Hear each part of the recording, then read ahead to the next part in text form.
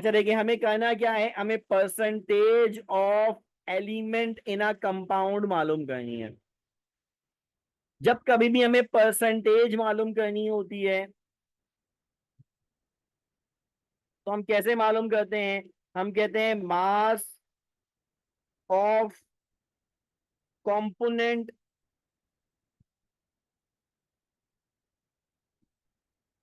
ठीक है ना। उसके बाद हम क्या लेते हैं? Molecular mass of the compound, particle भी कह सकते हैं, इनटू 100। यानी अगर मुझसे कहा जा रहा है कार्बन मोनोऑक्साइड में कार्बन की परसेंटेज मालूम करें, तो मैं कहूंगा देखें, कार्बन मोनोऑक्साइड का मॉलिक्यूलर मास होता है 28, इसमें कार्बन है 12, इसको 100 से सॉल्व कर लो। अब इसका आंसर क्या निकलना चाहिए, है ना? इसका आंसर क्या निकलना चाहिए? तो बच्चों देखो, हमारे पास अगर हम इसको सॉल्व करने की तरफ जाएं, इसको हम सॉल्व करने की तरफ जाएं तो इसका आंसर क्या आना चाहिए? अब अगर आप इस तरफ से इसको सॉल्व करने की तरफ जाएं, ठीक है, तो इसमें कार्बन 12 है और ऑक्सीजन 16 है ना? मिलके 28 हो रहा है, मिलके 28 हो रहा है।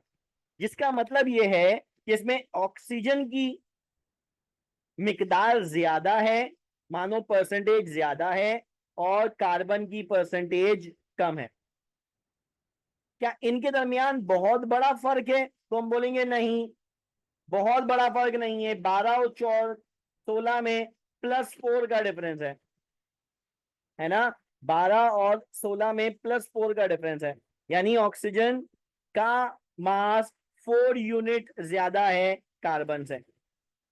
जिसका मतलब ये हुआ, इसका मतलब क्या बनेगा कि हमारे पास इसमें जब हम परसेंटेज निकालने के लिए जाएंगे, तो अगर दोनों का मास बराबर होता, अगर इक्वल मासेस होते,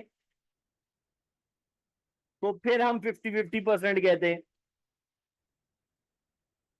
मिलके 100 हो जाना चाहिए था। लेकिन क्योंकि ऑक्सीजन का मास ज्यादा है, कार्बन का कम है, तो हम कहेंगे इसमें क्या होना चाहिए, percentage of carbon less than the percentage of oxygen होनी चाहिए। यानी ऑक्सीजन की परसेंटेज 50 से ज्यादा और कार्बन की परसेंटेज 50 से कम होनी चाहिए। बच्चों बात समझ में आई? बात समझ में आई? तो इसका मतलब क्या हुआ? इसका मतलब ये हुआ कि यहाँ जो ऑप्शन बनेगा वो क्या होगा, ए। जो ऑप्शन बनेगा वो क्या होगा हमारे पास, ए।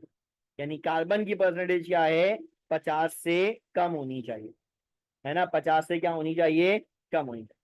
बात समझ में आई बच्चों?